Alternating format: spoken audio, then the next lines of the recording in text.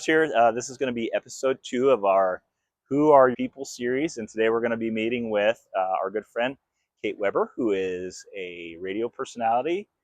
She's got a syndicated radio show, and she's in multiple markets, and so we thought she'd just be a fun person to talk to, and that this would be an entertaining way to spend a few minutes with us. All right, so tell me about your people. Tell me about your family. What kind of stuff are you? All right. Do you care a lot about, No, I have my husband, Monty. We've been married in November. It'll be 18 years married, 20 years together. I think that's how that works. Do you still like him? I like him a lot. He also works out of the home Monday through Friday, so we don't see each other. Right. It's hard to fight when you don't see each other. That helps. Yes. Yeah. No, I still very much love him. Very much. We have kind of a funny story. Do you have time for that? Yeah, tell it. My mom says it's the power of the Holy Spirit. I say it's the luck of the Irish. I met my husband at a Notre Dame football game, Air Force Notre Dame at Air Force. I was there with my youngest brother. He was on his way to go elk hunting, and someone from his tailgate group saw someone from our tailgate group and just kind of started talking. And in the distance, I could see a KU jacket. I was like, oh, there's some KU fans. He's like, oh, that's our group. Also a KU fan. Also a KU fan. He said, well, Monty's over there, but he doesn't talk very much. Now, my youngest brother was a senior in high school, so I'm well behaved at this tailgate. Right. I'm not doing anything inappropriate, but Monty comes over, and we found out within 5 minutes, his mom lived 10 minutes from me in Kansas City. He's cousins with a big family in Topeka that we are good friends with, and that his dad almost was transferred to Topeka and he would have attended my high school. So that was kind of like, wow. How about that? Yeah.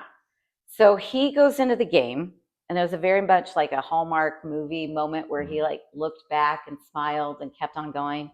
And I looked at my brother and I'm like, he didn't ask for my number. He's like, he didn't talk. I was like, well, okay. So the next day we're driving back to Kansas City, and we run into the first person from their tailgate group. And I just said, if Monty's ever in Kansas City, he should call me. And Craig looked right at me and said, he didn't ask for your number. I'm like, I know. But I like to give it out. I am going to give you my number to give to him. So he went to his wife. This is part of the joke. Right. So okay. He went to his wife and said, I need to write down this girl's phone number. And his wife was like, wait, what? So she gave me a receipt. I wrote my name, I wrote my phone number, and I wrote my email because I thought maybe he's a little bit more shy. Right. Savvy. Right. So gave my phone number. 2 weeks later, Monty called me, which the excuse was he was on the side of a mountain elk hunting, so he couldn't really call me. But he called me 2 weeks later. We went on our first date right before Christmas, and we've been together ever since. That's pretty awesome. Yeah. So if you shove your number down the throat of someone you meet at a football game, you go with it. I feel like that works better for the ladies. But... Yes, probably. Yeah. But we have 2 daughters. We have Finley. She's 16. She's a sophomore at Mercy. Elliot is 14, and she'll be a freshman at Mercy this fall. Awesome. And they keep you busy. Very busy. I don't know how people with more than 2 do it. Even when we were talking about having a third, Monty was gone all the time. I'm like, I'm already outnumbered. Yeah. I only have 2 arms. There's no way we can put a third baby anywhere. Yeah. So plus Elliot was a typical number 2 child. Yeah. There's the reason she's the last. There's a reason that the first one is sweet and kind quiet, and sleeps all night, tricks you. Yeah. And number 2 is just that's why you do it a second time. Adventurous and fearless, and I don't know about you, but I'm a number 2 child. I'm the first. Yeah, that sounds about right. That fits. Yeah, first child. Heavy burden to bear. I bet. You got to do everything right. All the time. All right, so you're working from home. Working from home. It takes a special person to work from home. It does. My wife has worked from home for years. Yeah. And I'm always, she says I hover, right? Yeah. So she'll be in her office, doing her paralegal thing. Yeah. And I'm standing there like, just to see if she wants to hang out with me. Hey, did you get such and such? She's like, I'm working, right? Yeah. So tell me how that works when you're actually recording your voice. Okay. And you're doing like. Well, I had about a 6-month pre-test before COVID when everybody was home. So I was not great at it, but I was figuring things Sure. out. But in the apartment, like you heard everything. Right. So when mom was talking, there was no Disney on blaring in the next room. There was no crying. There was no fighting. They were smaller then. But now in the studio, it's very much, oh, we have to creep slowly because if she's talking, we can't interrupt her. And maybe if she's not talking, she might be waiting to talk. So they have learned that my train derails pretty easily. Yeah. I'm all pre-recorded, so that's nice. But because of their schedules, I start about 4:35 in the morning and track, voice track is what we say in the business. Voice track. Voice track.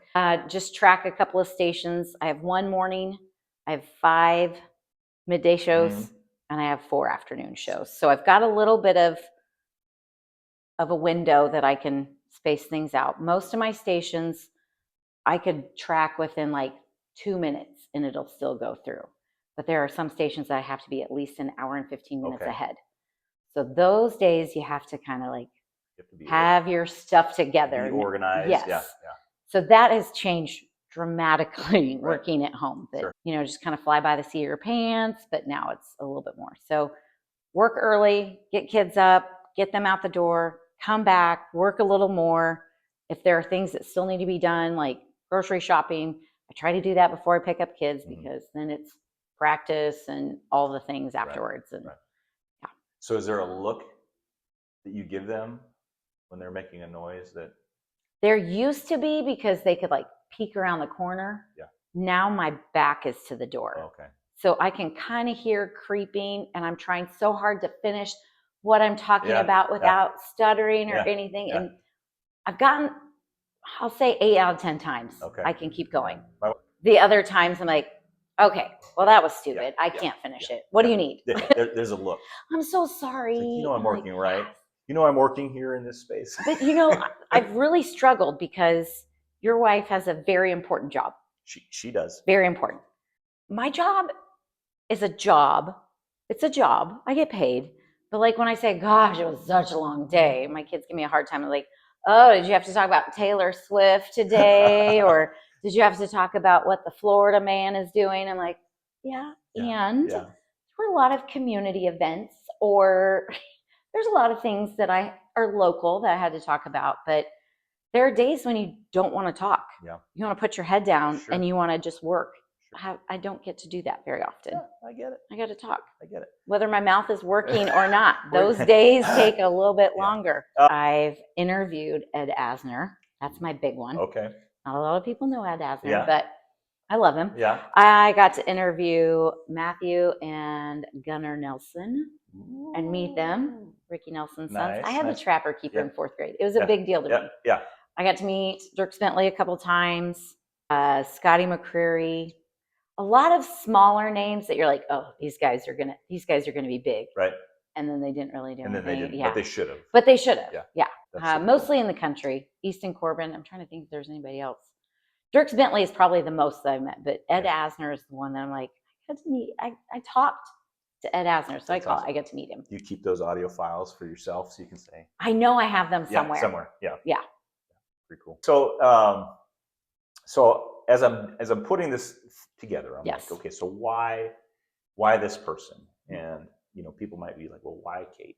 Even when you're frazzled, like you have good energy. Okay. Right? Positive energy. We always have, nice conversations. And to me, I think a lot of people have really literally forgotten how to talk to each other. And I see that a lot in kids right now where like, we've got a teenager at home, you understand.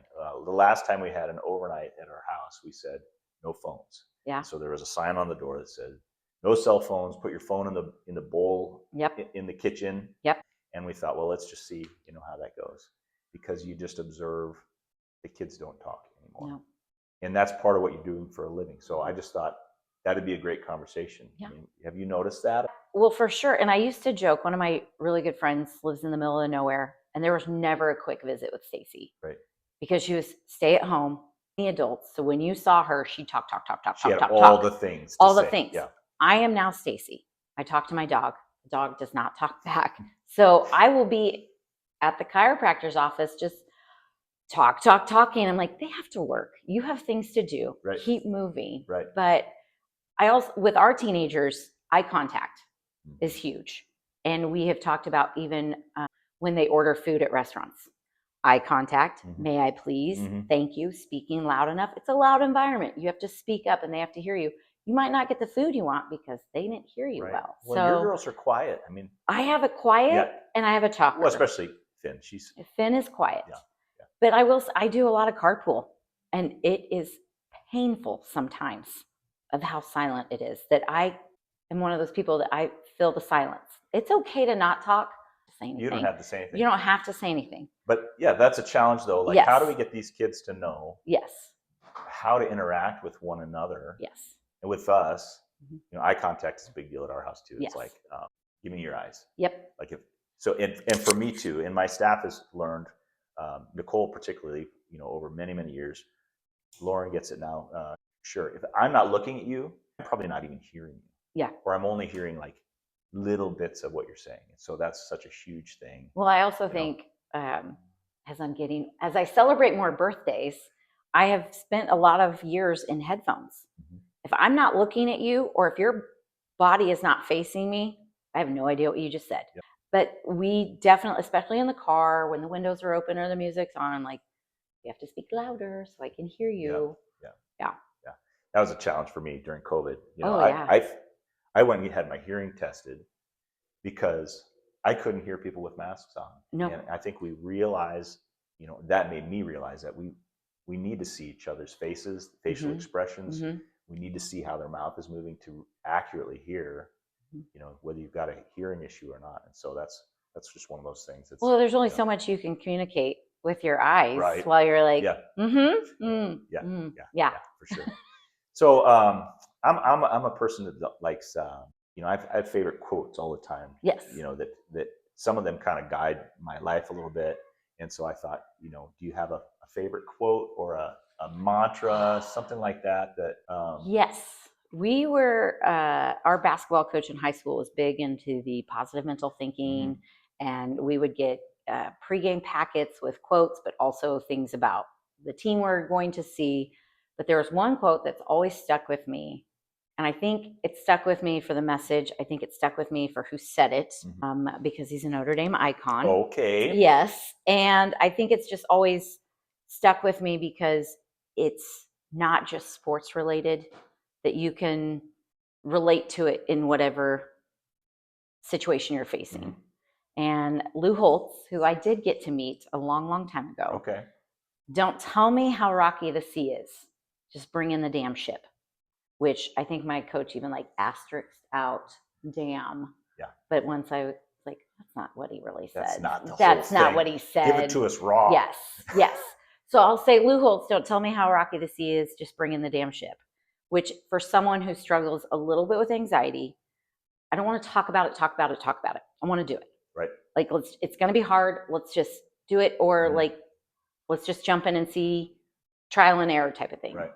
Another one is another sports related that has like a sentimental value. And I watch the clip every year. And every year I watch it, I grab the box of Kleenex because I bawl every time. And I know I'm going to cry, but I still make myself watch it. Sometimes there's a couple of years where I've watched it a couple more times, which is Jim Valvano, the Jimmy V speech from the ESPYs. Don't give up. Don't ever give up. And I mean, gosh, that's great anyways. But I was about 2 weeks from graduating college, and I called my dad and I said, I quit. I don't want to do it. I'm done. I can't finish. I was sobbing. And he was like, that's dumb. You have to. You've got to get through this. Go take a nap. And then try again. One step in front of the other. And then a couple days later, I got a package in the mail from my dad with a Snickers, $10. And it said, don't give up. Don't ever give up. I love you, Dad. So my dad's not here anymore. And so that has been a quote that I've always loved, but now it means more. And that we have it kind of like over the stairs at my mom's, like the play like a champion. She's got a little quote, never give up, don't ever give up, that we slap while we go downstairs, that my mom's like, stop hitting it against the wall. Wash It's your gonna hands break. before you do. Right? I think about that every Notre Yeah. Dame football. That's so many germs they're touching right there. Yeah. But yeah, I love it. yeah. So those are two quotes that I think are very. They can apply to so many things outside of sports. I love it. Yeah. I love it. All right. So, I mean, that was awesome. I really appreciate you doing that. Absolutely. I know a lot of my radio friends say, I've got a face for radio. True. But True. you've got a better than average face for radio. Thank you. But this has been a ton of fun. I know you're also involved in a lot of community stuff. Is there any local thing that you're interested in that could use a little bit of love right now, or that we were very involved at our parish with the girls growing up. So like all the fun fests and all the volunteer hours and all the little things. But now that they're both in high school, our focus has kind of changed, and both of our girls are attending Mercy High School. Okay. It's a Catholic all girls high school, but it is a tuition negotiated school. Okay. So that Mercy will not turn away any girl who wants to attend for financial reasons. Okay. And they work really hard with families to be able to give them a Catholic education and all girls and empower them to become women of mercy. And I feel, as someone who has benefited from negotiated tuition, I feel like it's important that no matter what your financial status is, they will find a way for your daughter to go there. And they're trying to start a booster club, so they're trying to get more athletic support. But it's a small, diverse school that we drank the Kool-Aid. We love it. We love how our daughters are evolving so much so fast, just from being in K through 8 now to high school, which has been kind of a wild ride as parents. Yeah. Like it's a lot of change. A lot of change.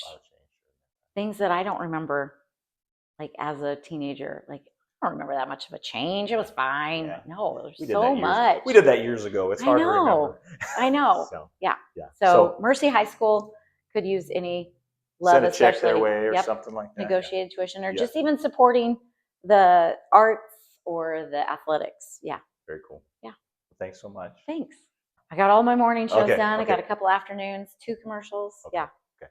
Well, thanks again. I really appreciate it. Thanks. Yeah.